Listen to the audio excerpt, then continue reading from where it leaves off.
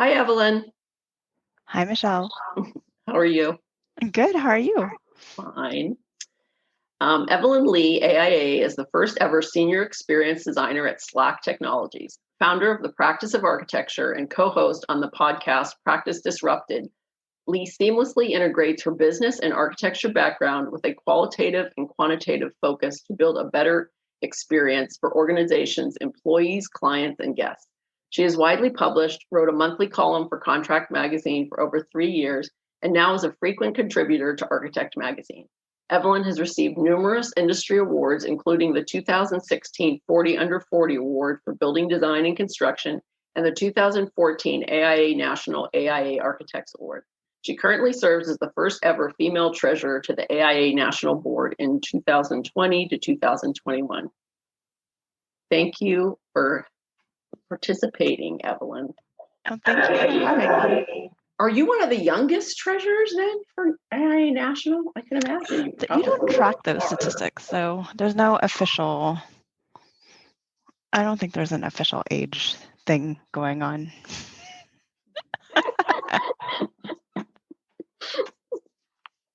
Oh, so how are you handling the whole hashtag work from home in your office?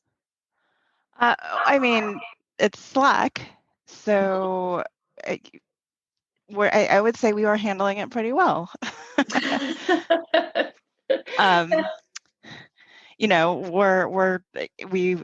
We re-adopted, or our marketing team kind of adopted this work from anywhere slogan, which has now been adopted by Salesforce as we're working through an acquisition. But yeah, it's been interesting. Slack, like less than 5% of our employees were actually remote employees before this all happened.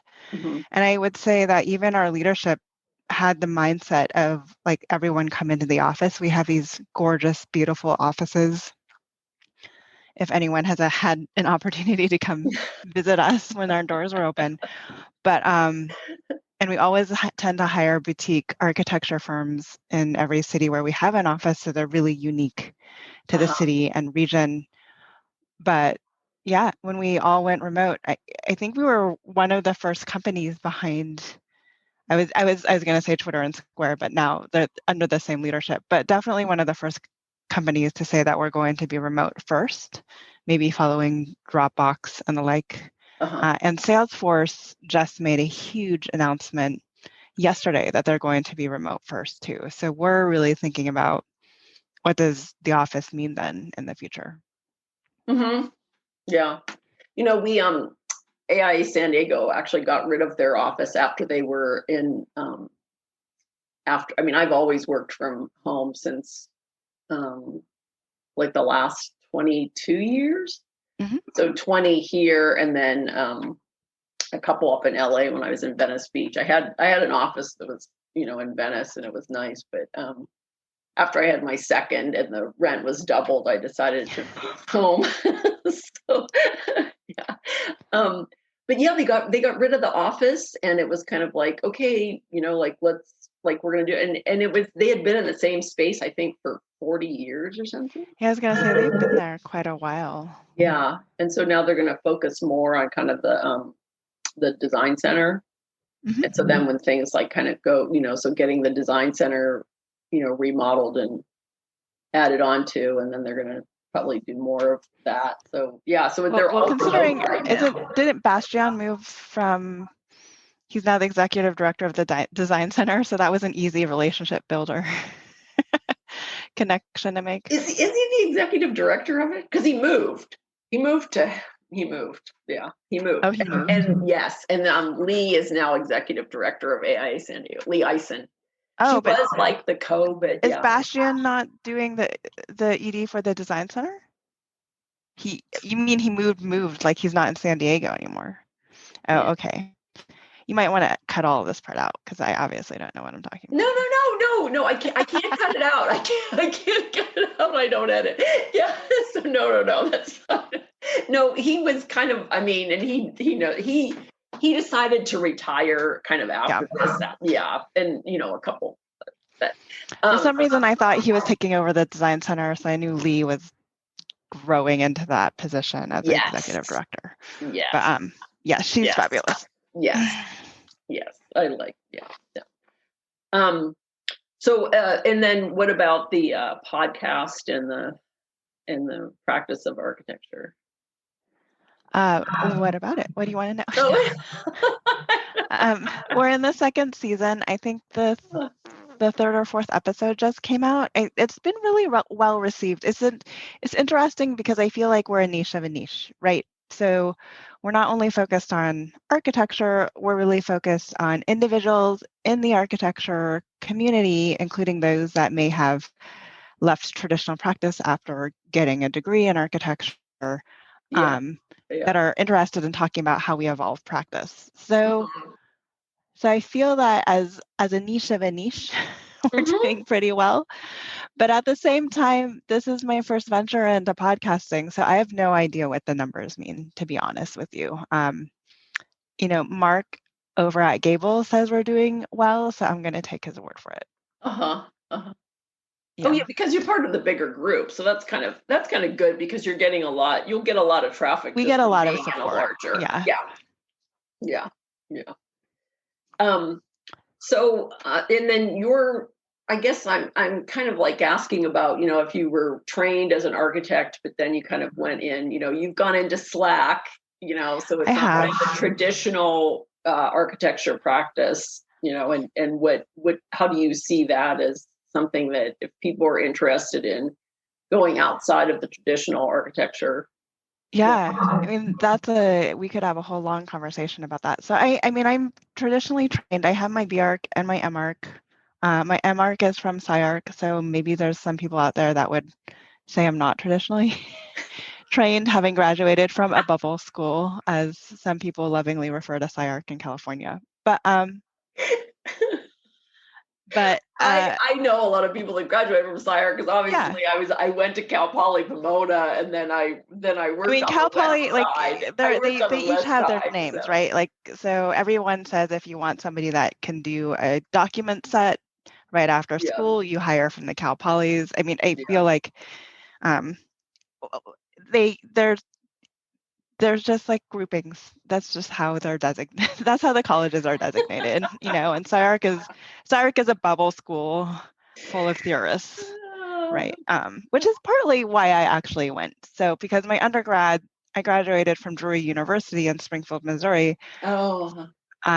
And they were very technical. Like we did these full scale sections, and we put them, and some of them are still standing. I think they ended up taking some of them down, but we literally built these full scale sections of architecture pieces on the front lawn of this school. So I was looking for something completely different when I got to SciArch. So yes, I've been trained. I did a lot of K through 12 in the state of California, so I'm very aware of the DSA process. And I did big box architecture. I can tell you whether or not a Home Depot plan has been mirrored and whether or not it's a cheapo depot. I actually think it was the K-12 experience that really burnt me out of traditional practice because, we award to the lowest bid in California through the public school system. And then we literally would have a trailer. There was, on one of our job sites, there was a second job site trailer set up by the contractor, and it was just filled with people looking for mistakes in our drawings because, anything that they could do to change their way to profit. And that, for me, that was just like conceptually, like that's a really horrible way to go about building these buildings that are supposed to, be educating the future of the city. So that process burnt me out. It did teach me that I like being on the project management side, but I didn't like how architecture came to be. And I also, we were upgrading these schools that had been built, in the earliest parts of California. Schools get upgraded based on bond funding. So they didn't have, air conditioning. They didn't have, internet, like a decent internet. Yeah. So we were upgrading these schools. A lot of it was paint and polish. Some of it was refinish, making, I love, the punch walks. Some of the punch walks were so funny because we'd literally like kick the door because we knew that like a high schooler coming out of that door would like kick the door. So that's how we would like test whether or not like the swing was properly calculated. But like these were the what's things. funny is because right, I mean, I have 3 kids. I mean, they're 20, 22, and 26. And when I went to go to their high school, right, and when I first went, because my daughter, she entered high school in 2008. 2008, Right. she graduated in 2012. So in 2008, at the Grossmont high school campus, there was like the original building that was built, I think, in like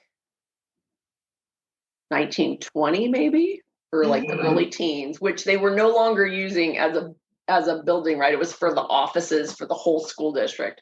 And then they had these buildings. They had a WPA project for one of the gymnasium that was the old gym, and then the new gym was like so the old gym was like maybe in the 40s. The new gym was in the 60s. So they would say like, oh, the old gym, that was from the 40s. The new gym was from the 60s. And I was like, this is the new gym? Because it doesn't really look too new, Right. And, Well, I mean, that's just the tile evolution of schools, falling right? off of the walls. And I was saying, I never thought that my kids would go to high school in like a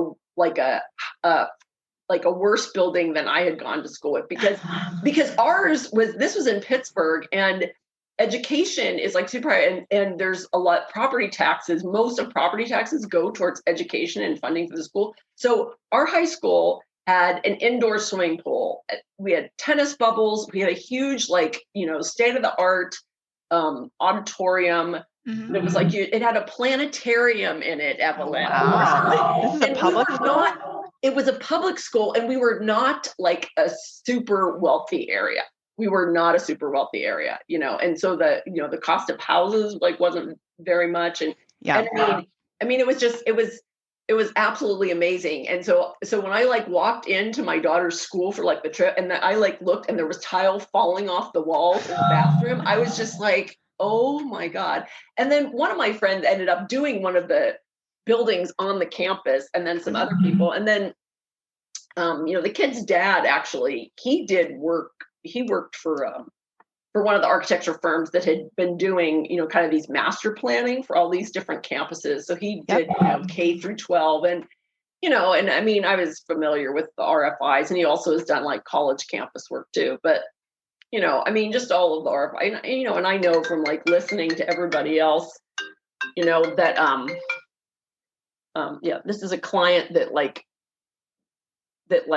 never stops.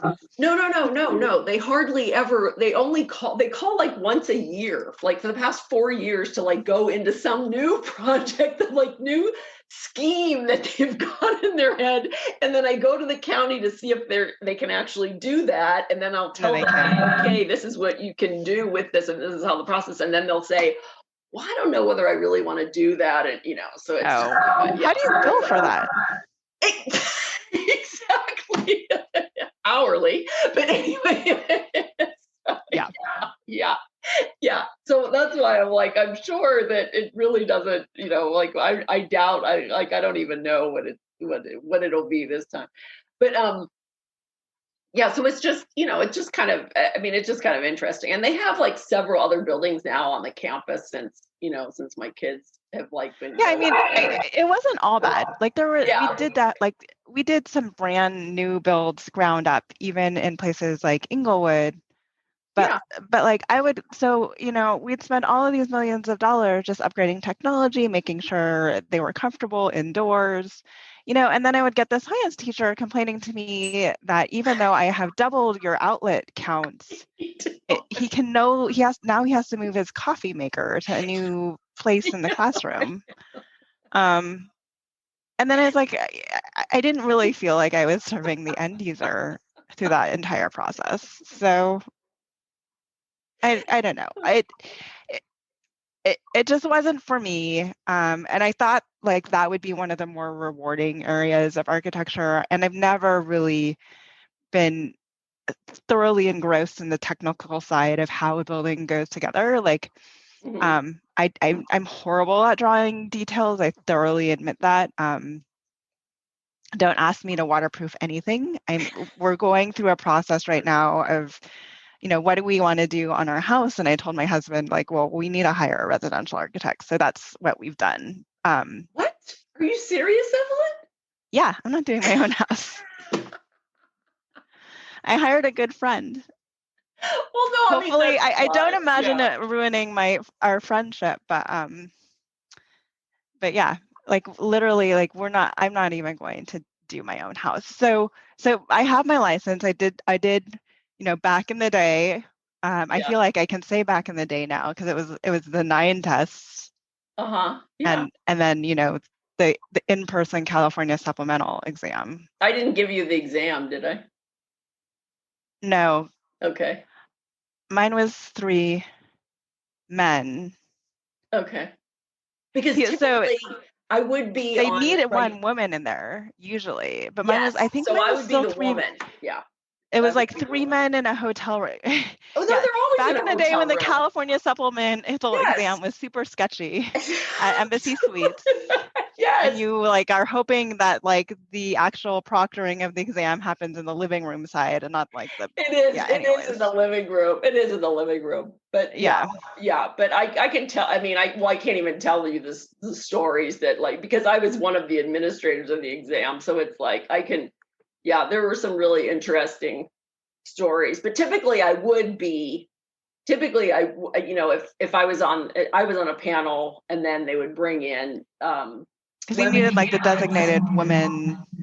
Yes, pretty much. Otherwise, it's just a super awkward situation. Yeah. With like.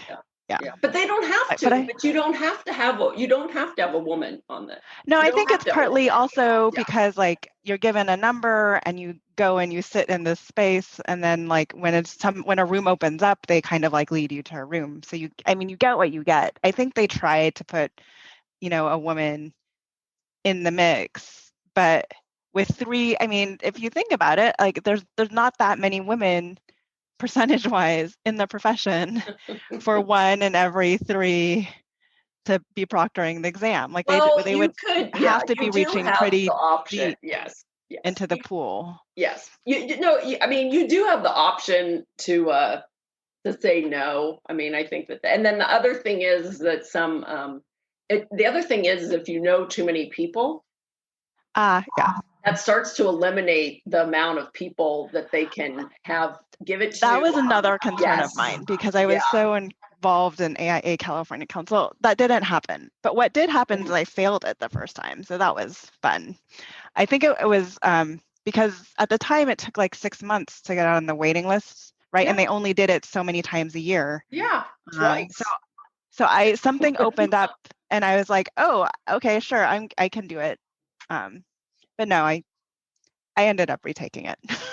And the other thing is, Evelyn, is we used to alternate north to south. So, that was. But now it's online and you don't even have to come to California to take the California supplemental exam. So yay for technology. Yeah. I helped to write that one too. I helped to administer the other one and then I helped to write that. But this one is like, I mean, it's an ongoing process, right? There's not like one person that writes any question. There's like 10 people that write one question. It's like it's reviewed and, I can't say anything else and we'll take my firstborn or something. So this is like a very long answer to, did you ever practice traditionally? So yes, I practiced traditionally about 5 years. Mm-hmm. And so, but then, I mean, as far as like going into something else that was a non-traditional practice. Yeah. So, I mean, I made the transition in so actually my late 20s, I went back to school and I got an MBA and then I doubled down on an MPA, which most people don't know what that is. It's a Masters in Public Administration. And the reason, So the reason that I say the MBA is very analytical and quantitative. The MPA actually does a lot of I would say is more qualitative, and it helps you quantify people information, if that makes more sense. And then I landed at a design firm in San Francisco.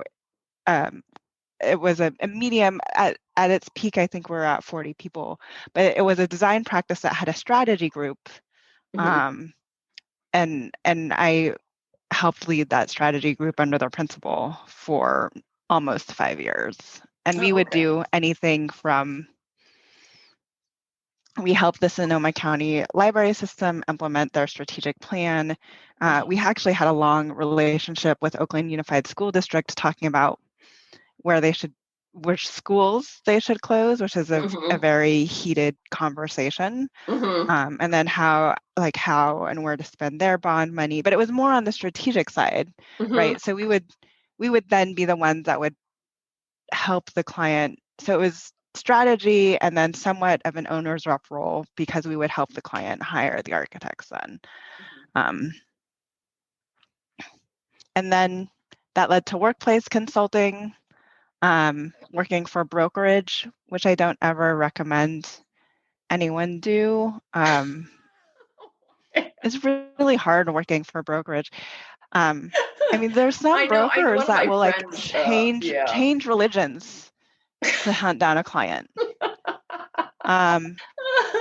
If anything, architects can learn from these brokers. One of my friends is married to a bond trader. He's like head of being a hustler. TIAA CREF. Yeah. I mean, these people hustle like nobody's business. They're super hyper and driven.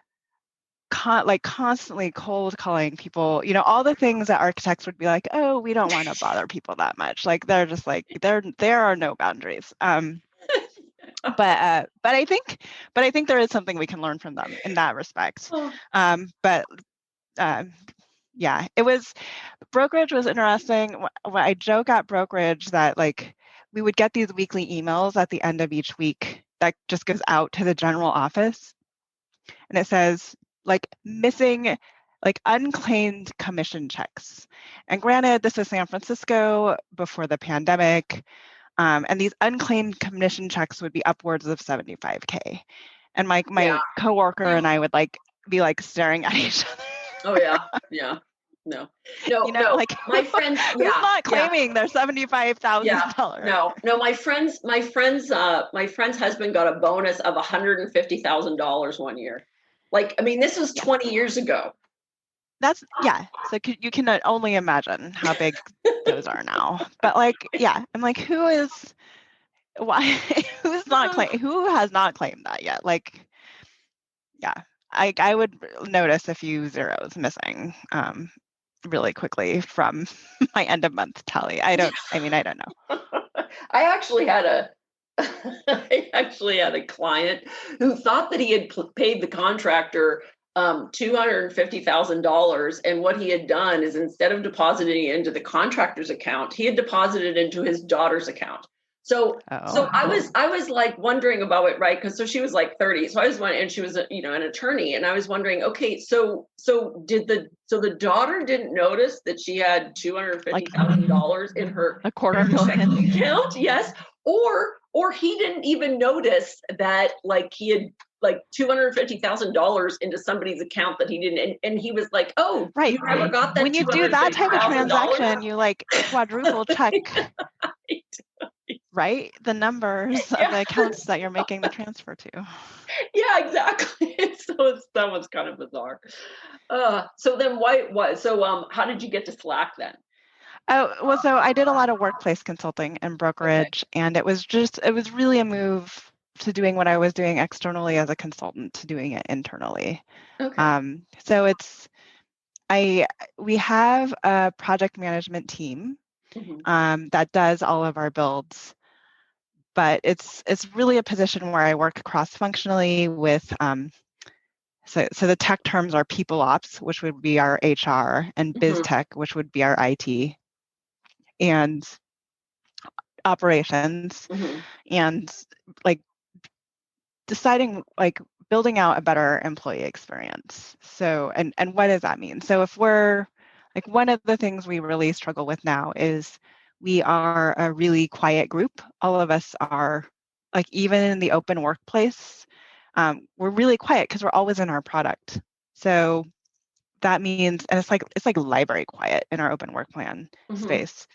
But there, we've had long discussions about how during Zoom calls, because we're a global company, like if you're that one person in New York, and there's like 4 people sitting around a conference room in San Francisco, that the equity of the experience that that one person has, being that one person on the other end of the Zoom, like it becomes really hard for them to understand when to interject, and really join into the conversation. So Zoom has actually, in that case, really been a normalizer for teams that have Or are you people in talking many different about, places. so you're talking about a phone call versus like, well, a video yeah. call, right? Video Because call. we're Okay. constantly doing video. Like video calls were a norm pre-COVID for us, but it was because we had people all over the world. But anyone who wasn't in San Francisco was like that one person on the other end of the video call, which I feel like a lot of us have experienced at some point in time. It's just really hard. So, and if you think about everyone calling in separately, it's kind of really normalized how people interact. So there's this idea that even if we're 4 people in San Francisco and 1 person in New York, if and when we go back to the offices, it would be better for everyone to take their call separately from their laptop rather than those 4 people jumping into a conference room. But what does that mean for our space? So 1, people don't typically take desk calls from their desk in our space because it's so library quiet. But like 2, I don't, as we go to a remote first workplace, and the primary reason why people come into the office is to collaborate. I don't want to fill the offices with a whole bunch of phone booths which is not a place where people to collaborate in. So as we make these changes to our policies and decide like what's the new norm and how we interact with one another as employees, like what does that mean to the space? What does the actual policy need to be? What is the behavioral change that we need to institute or instigate? So those are the type of things we're talking through. And I kind of get into the mix, working cross-functionally. What does that mean for IT? Like we talked to biz tech about, we can't all have our speaker, like we can't even sit around the conference room with all of your computers open because there's the feedback on the speaker. So is there a way that like everyone can mute and then they have one general speaker? Like, so there's a lot of things to work out even to implement that one policy. So those are the things we're thinking through. So you work architecturally in the space, in the physical space. I help them. And then also I help them in the IT, right? Well, I help them. So I help them think through the employee experience. So I don't touch the product at all. We have engineers that do product, right? But I support the engineers so they can be as productive as possible. There's definitely architects out there that have made the switch into coding and doing the engineering or doing UX, UI, or like doing director of design roles that are on the product side. And I would say that they are even more removed from traditional practice. There are definitely some people in the tech world that joke that I say I'm not doing traditional practice, but I'm like, they would argue that I'm doing like the thing that is most close to traditional practice in the tech world, short of doing project management. See, I thought you were doing more of the coding and stuff, but you're not. No. But I could. Well, I don't know. So my mom did teach me how to code. If you really wanted to, you probably I would have to relearn some things. But I grew up in Los Alamos, New Mexico, and my mom taught me how to code in 4th grade. So I do have a basis of understanding. Yeah. But there's a lot of things that we can do that we just don't want to do. Right. I think like if I were to have come back, like if I were to tell my younger self I mean, I'm very happy with where I've ended up in life generally, but Mhm. like if I were to have taken a different path, like maybe I would have pursued coding more thoroughly. So Yeah, I think there's some people that are just very good at coding, and that's the reason why they do it. If they can remember things very well, then I think that they're really good at coding. But it's like, as far as um, I think, some of the other aspects of it, it's not all memory. it's more. I think if you can remember more than 7 digits, right? So it's like 7 digits. It used to be that the phone number was 7 digits long because we can easily remember 7 digits, but it's like now that we're actually at 10 digits or 11 digits, then it starts. Yeah, but coding is like all syntax. It's actually like it's funny because like the titling acts, like there's definitely a generation of architects that really struggle with like there will always be those architects that are like, oh, when you go and look up architecture on or an architect on monster.com, you get all the software architects. Yeah. You have to get, do people even use monster.com anymore? I don't know. But you have to get like 3 pages deep, right, before you hit like the building architects. I mean, the interesting thing is if you actually knew what, like if you were actually to take the skills and distill like what those software architects do, it's not Yeah. dissimilar to like the orchestration that it takes to coordinate like a building and all of the pieces coming together to one Yeah. resulting thing. Yeah. But I was on a call recently where 2 people introduced themselves. I never introduced myself as an architect. It was weird to hear 2 engineers introduce themselves as an architect.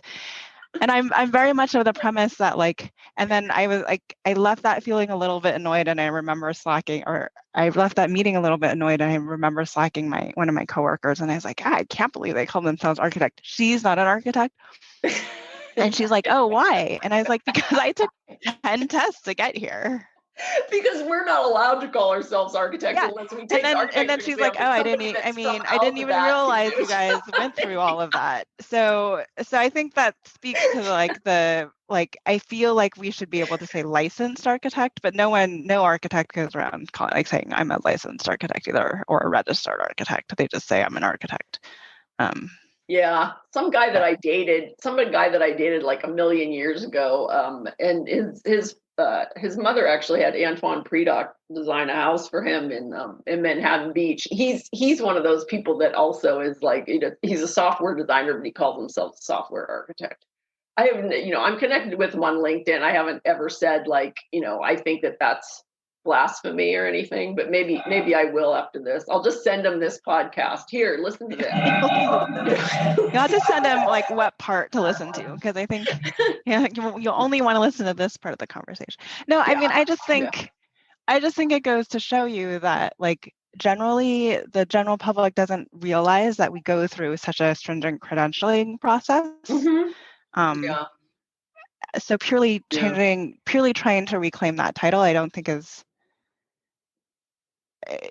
I think it has to be like we're licensed architects or we're registered. What bothers me when they're saying something totally negative? It's like, oh, they were the architect of this like horrible, like the architect of war. Yes, exactly, things like that. Yeah. And I'm like, do you have to use it for a negative thing? Like the architect of war, the architect of something political. I mean, it's like using the master. It's like the master strategist. I mean, it's a word that like carries prestige with it. So I think we should like at least acknowledge that. We have to take back the word. Back the word. I think that's long gone. Yeah. I know people want the AIA to take back the word. I think there's bigger things that we can do to raise the value. Yeah, exactly. Of who we are. Exactly. Okay. So based on that, let's get to the questions. So what are your first recollections of experiencing architecture? Yeah, this is a hard one because I grew up in Los Alamos, New Mexico, which doesn't have any very prominent like architecture features.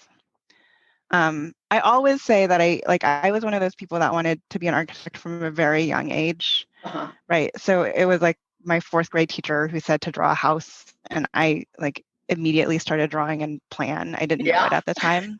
Yeah. So did she tell you that you're wrong? No, Evelyn. I don't know, but I was definitely drawing it different than my peers, right? Because I was just like, how else do you show an original Nintendo system in every single room of the house if you don't draw it and plan?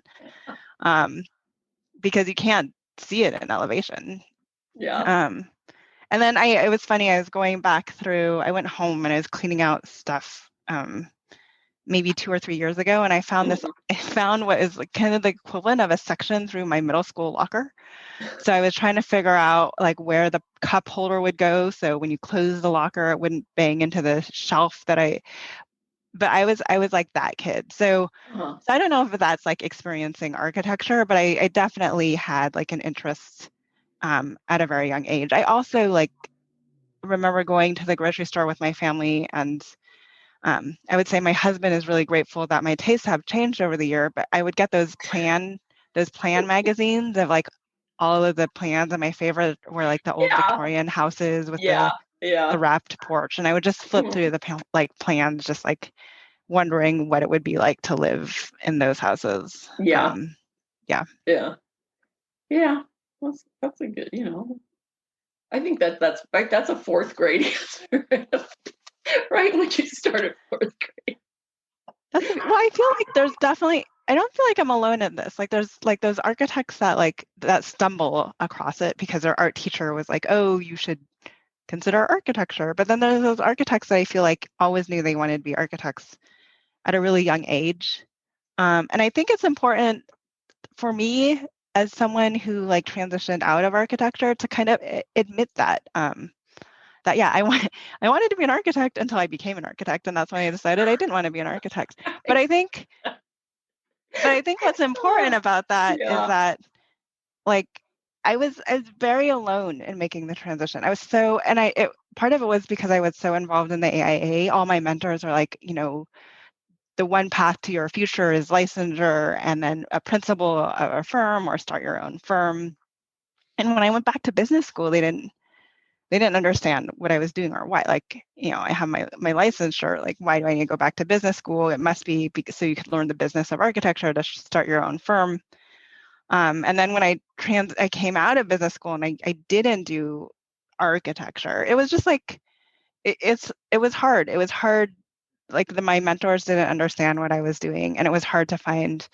It was hard to find new people, and it's hard to make a step away from something that you've been committed to since fourth grade and acknowledge like it's okay to do that. And I mean, I don't know. I mean, I think that's also, and I mean, I've like said this before, I think it's also like this traditional way that that architects think that like, oh my God, you have to be totally indebted and work 60 hours a week. And like, that's what, and otherwise, you really aren't a true architect. So you're either, Howard Rourke or, you're not an architect. I mean, I can remember people asking me, right? I mean, like I gave birth to my daughter and then I was, and I was like practicing part-time, right? I was like working and taking care of her at the same time. And, her dad's an architect. So, it's like I was still like involved in all of our friends were architects. But I can remember going to a gallery opening with my, with my daughter, and I was in an architect's office. Actually, I think I had a desk there for a little bit. So,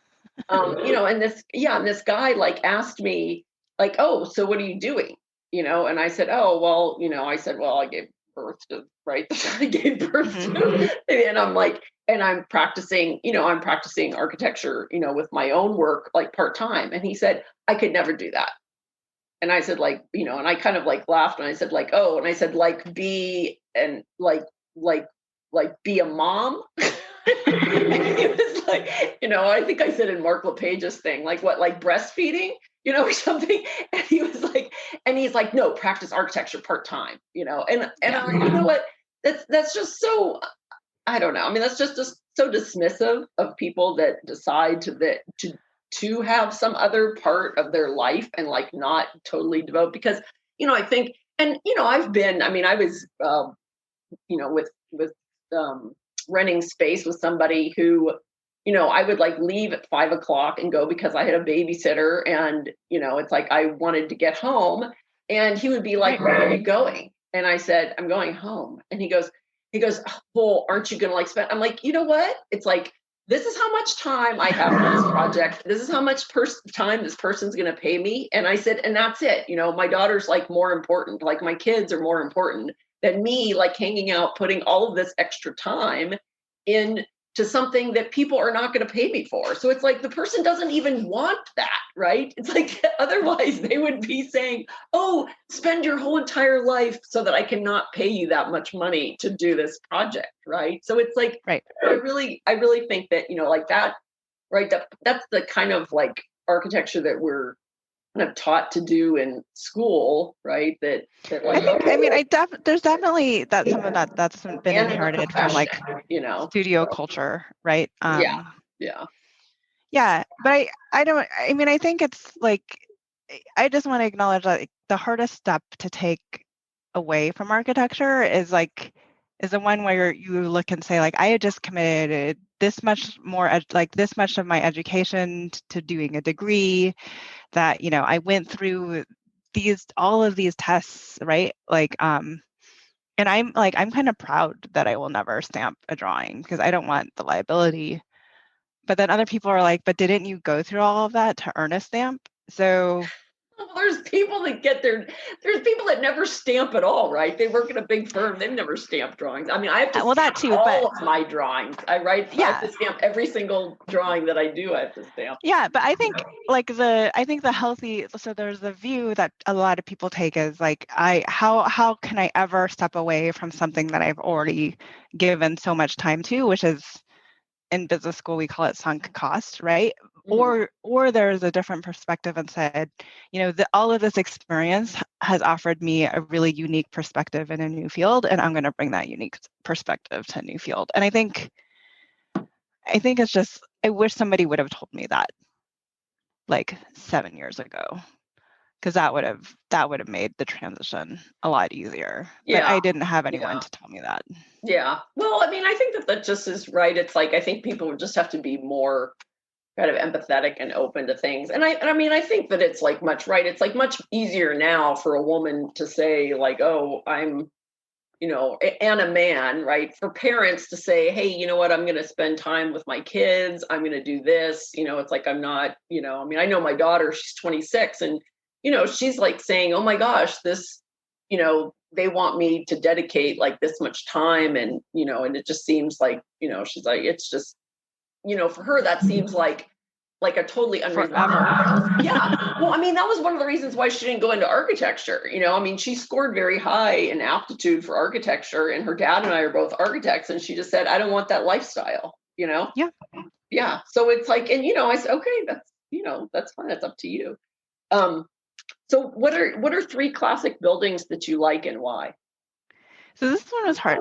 And I They don't listened have to your to be other. classical. They don't have to be classical. They're like classic. Yeah. Well, okay, so it's funny that you mentioned Antoine Predock earlier, because, well, so he has his primary studio in Albuquerque, New Mexico, and I grew up Yes. in New Mexico. Yeah. But he actually did the public library in my hometown.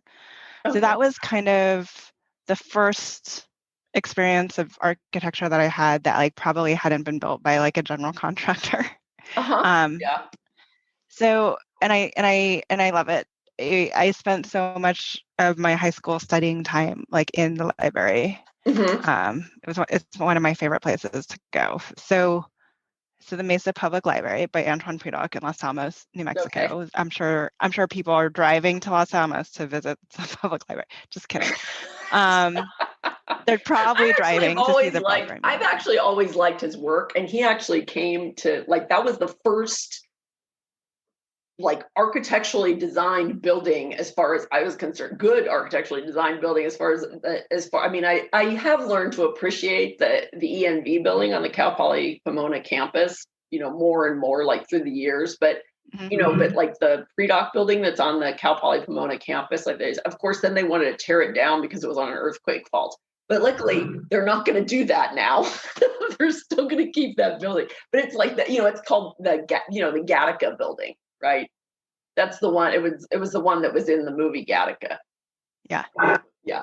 And then and Petco Park is, you know, has Antoine Predock. He did that. Yes. So that, like, I think that really drove really drove a lot of my changing aesthetic away from those Victorian houses and the magazines I saw. But no, and then I've always loved the Palace of the Governors, which is one of the older structures in New Mexico. It's right on the plaza. Okay. It's adobe. It was built in the 17th century, Mm-hmm.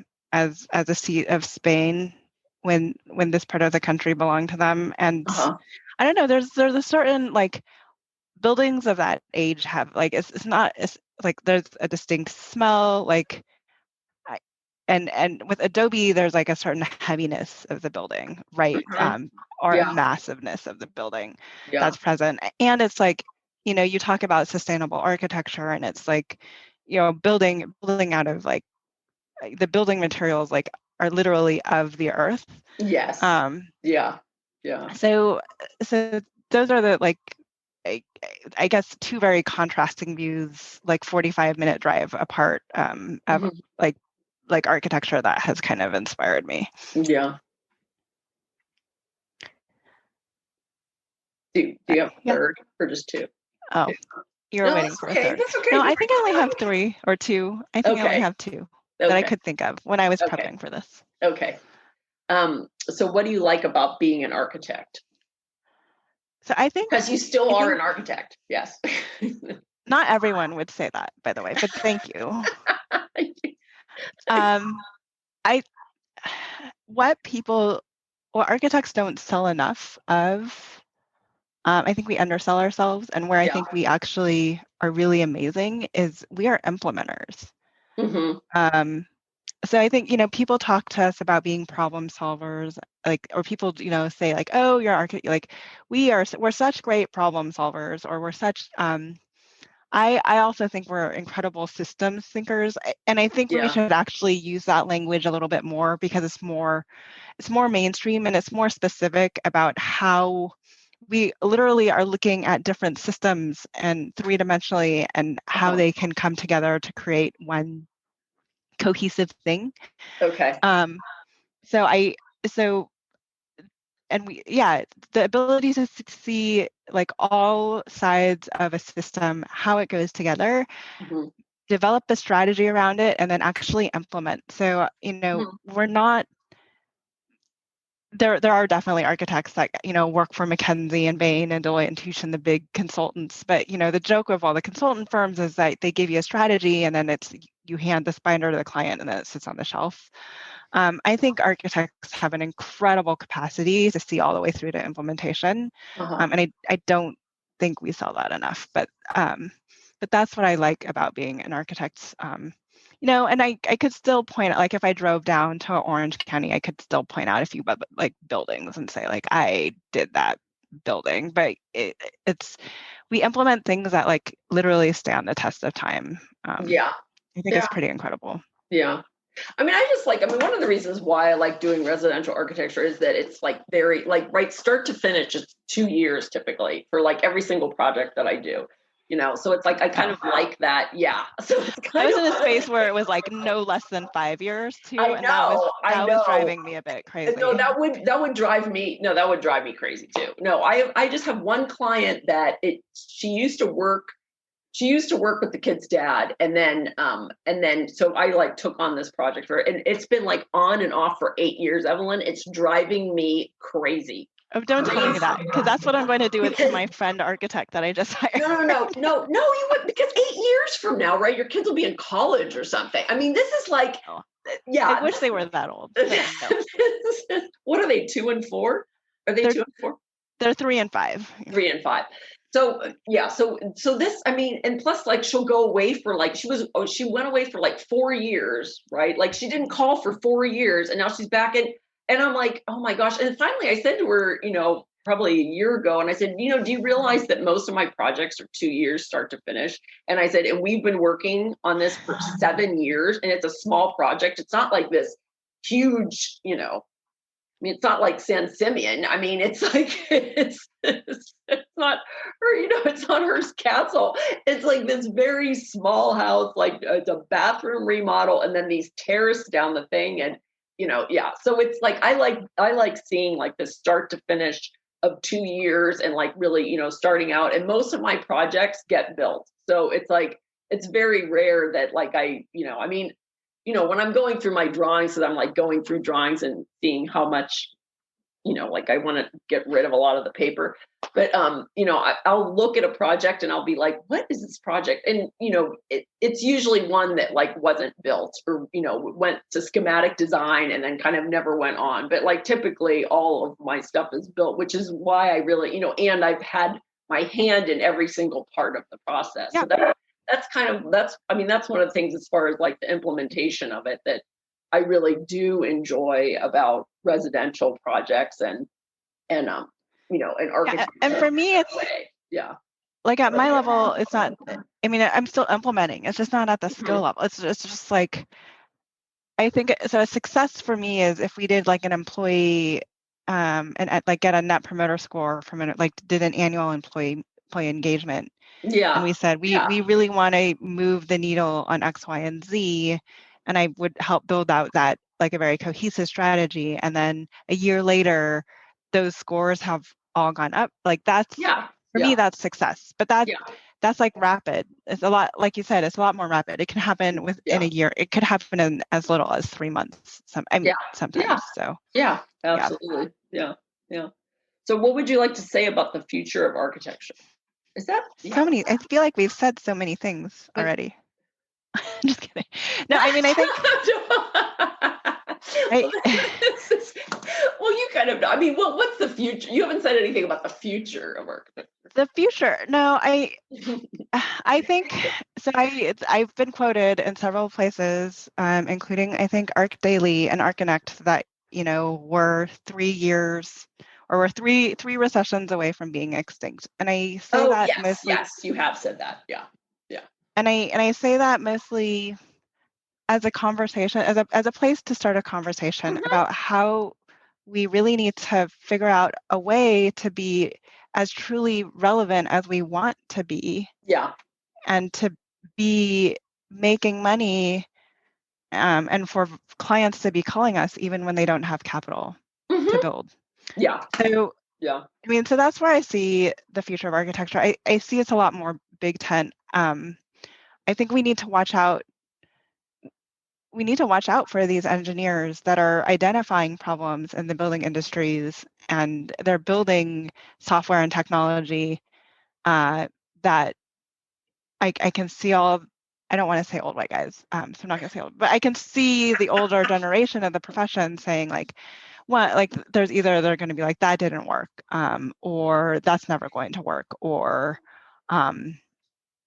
if it does work, I've been around in the AIA long enough to kind of get tired of the fact that we complain about everything we've given away, yet we make we make no entrepreneurial gains to try to take something to try to do something new, right?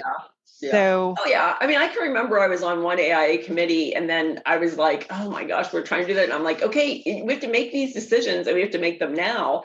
And then and then I found out, like, from one of the committee members, is that they were talking about how they wanted this forum the past 3 years.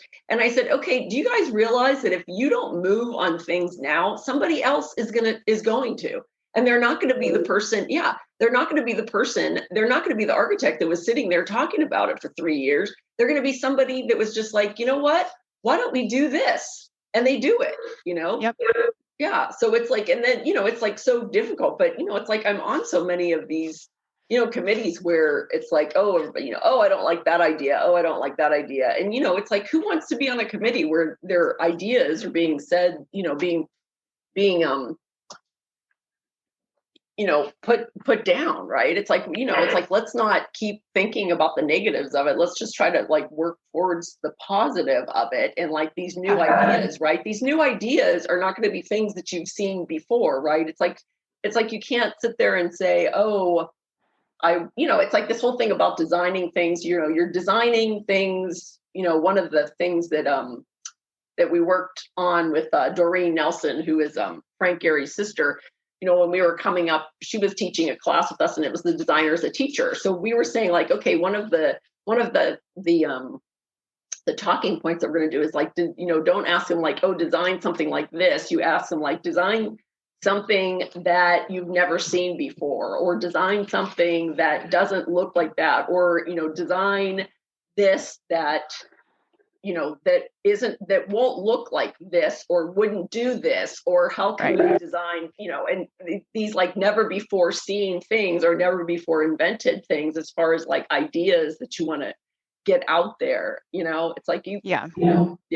So it's like what, the new is not going to be something that we've seen before, right? It's the same thing as like when a client says like, well, how do I know that I want to, how do I know that I want to hire you? Because yes, exactly. Because no, I mean,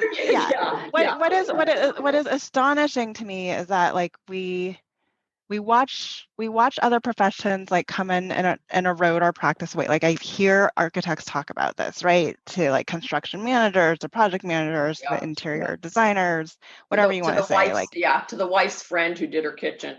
Yeah. Right. And then there's this whole movement to remote work, and we're constantly telling our clients like a zillion different ways that they could approach their kitchen, or a million different ways that they could design their employee experience. And yet we like, when I talk to architecture firms about being more innovative, when they come back to the office, they're like, oh, well, you can't replace all of us gathering in the room and sitting around a whiteboard. And I was like, that's maybe, but can you think of other ways where, I don't know, there's a chance that we could be doing it better. Like, I feel like we set these limitations on ourselves inadvertently, yet we're so creative in the schematic design process of our buildings. Like, we need to apply that creative thinking more thoughtfully to our businesses. And be more open. We're constantly telling our clients to trust us and be more open. I would say trust your younger staff and kind of like be open to something new and different. And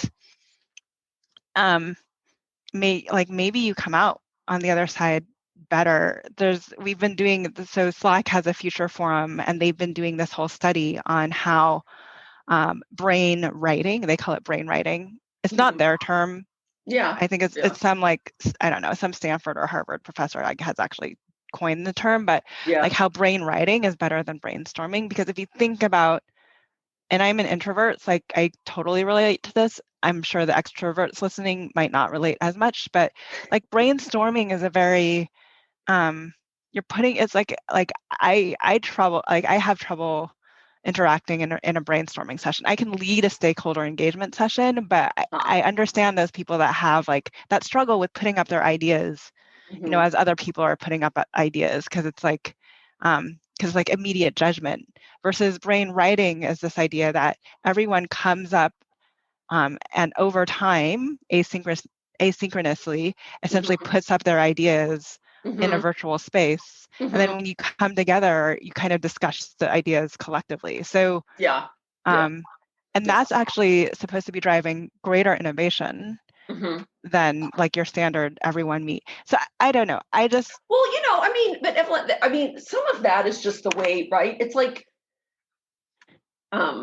it's the way we've always done things. It's the way that we've always done things because the world has been male dominated. Okay. So it's like, because of it, I think a lot of it is that, right? That you're not going to, it's like things are always done this way. And then, it's like, well, one of the things, like I tend to see it even, in me. And I was raised, in a family that kind of, was like strong women and everything. But, the thing is that still we kind of play like the mother and nurturing role in a lot of different situations. So it's like we're more about promoting other people's ideas and promoting our own ideas. So it's like, so if we are able to kind of like neutralize the process, it's like in order so that people that maybe wouldn't have spoken up before, or maybe their ideas would not be acknowledged before. Because, they've done those they've done all those studies where they've given a proposal, that's been written by a woman, right? If there's like two different proposals and they've put a man's name on it, right?